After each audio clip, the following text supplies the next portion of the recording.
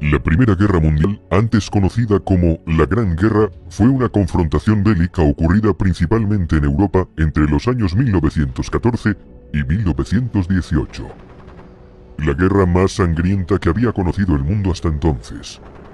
Más de 9 millones de combatientes y unos 7 millones de civiles perdieron la vida.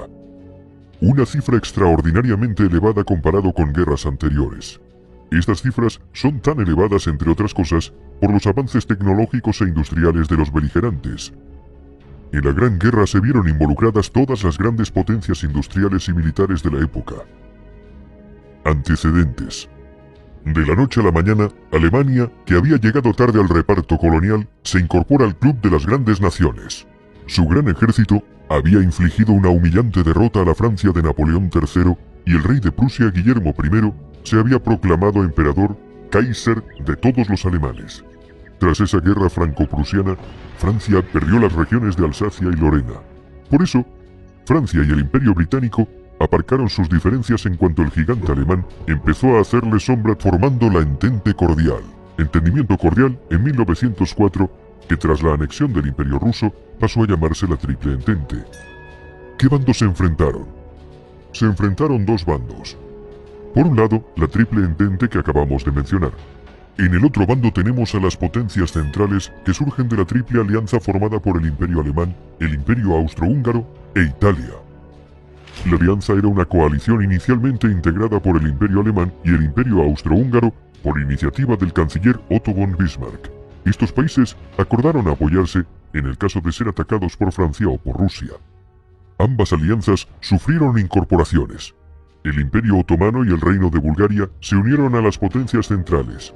Italia se cambia de bando y se une al bando a la postre ganador, el de la Triple Entente. También se les unen el Imperio del Japón y Estados Unidos. ¿Cuál fue el detonante?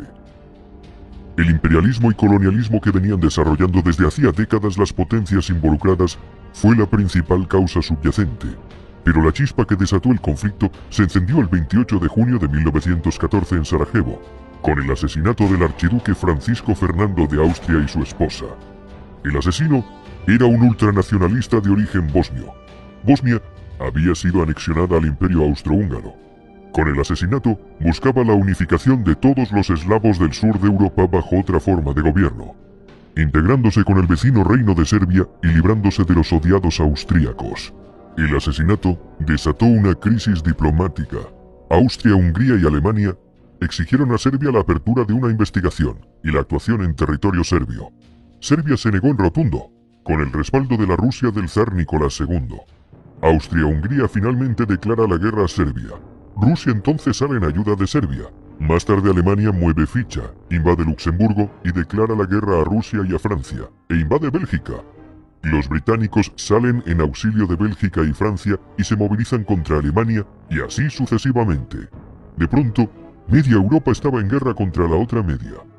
Hoy resultaría impensable la alegría que produjo en Alemania el estallido de la guerra. Los alemanes pensaron en una guerra rápida, derrotar a Francia entrando en París, invadiendo la neutral Bélgica para en pocos meses trasladar toda su maquinaria a Rusia. Pero los franceses resistieron. El avance armamentístico impuso una guerra muy costosa y muy larga que rápidamente se enquistó y se convirtió en una auténtica carnicería. Las líneas de trincheras apenas variaron. En esta guerra aparecieron nuevos cañones, ametralladoras, submarinos, carros de combate, aviones de combate, dirigibles, gases venenosos mortíferos como el gas mostaza. Se combatió en muchos frentes, en los Balcanes, en los Dardanelos, en Oriente Medio, en el Cáucaso, en los Alpes italianos, en África, en Extremo Oriente, en el Pacífico y en el Atlántico, aunque los principales esfuerzos se concentraron en dos frentes, el frente occidental y el frente oriental. La guerra de trincheras, en la cual los ejércitos combatientes se refugian en zanjas cavadas en el suelo, existe a partir de la revolución que supuso el uso de armas de fuego. Este tipo de guerra llega a su punto máximo de brutalidad y mortalidad en el frente occidental en 1916, con las batallas de Verdún y la del río Somme. En el frente oriental pusieron al mando del ejército alemán a una vieja gloria, Paul von Hindenburg. Tras sus victorias, acabaría siendo jefe del Estado Mayor con el general Ludendorff como subordinado. Ambos acabarían creando una dictadura militar, dirigiendo de facto el país, marginando al Kaiser Guillermo II y al propio Parlamento alemán. Los alemanes intentaron aislar a los ingleses con sus submarinos U-Boot. Estos submarinos atacaban una y otra vez los barcos que abastecían la isla. En 1915, los alemanes hunden el RMS Lusitania, un gran transatlántico orgullo del poderío británico. En el hundimiento mueren 128 estadounidenses. Este hecho también cabreó mucho a los yanquis. Aún así, el presidente demócrata Wilson se presentó a la reelección haciendo campaña con el lema «Él nos mantuvo fuera de la guerra» y salió reelegido. Sin embargo, los alemanes seguirían hundiendo barcos mercantes. Además, se interceptó un telegrama del ministro alemán de Asuntos Exteriores, Arthur Zimmermann, dirigido al presidente de México, intentando convencerle de que se posicionase en el conflicto de su lado si los Estados Unidos entraban en la guerra. Y vaya si entraron.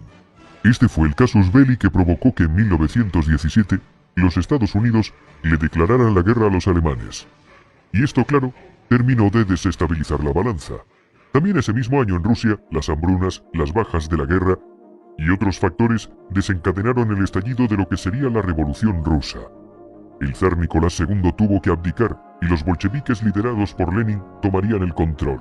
Finalmente, los rusos firmaron el armisticio con los imperios centrales y más tarde, la paz. Los alemanes aprovecharon este pequeño éxito para enviar casi todo su ejército oriental al frente occidental e intentar obtener una victoria rápida antes de la llegada masiva de los estadounidenses. Era su baza definitiva, pero mal alimentadas y cansadas, las tropas alemanas no pudieron resistir la contraofensiva de Foch y fallan frente al objetivo final, París, quedando a 120 kilómetros de la capital gala. El general Foch comanda sus tropas francesas y estadounidenses hacia la victoria en la segunda batalla del Marne. Los tanques británicos causan graves bajas. Por otro lado, la superioridad aérea de los británicos y sus aliados acaba imponiéndose a la de los alemanes. Los italianos también derrotaron a los austrohúngaros.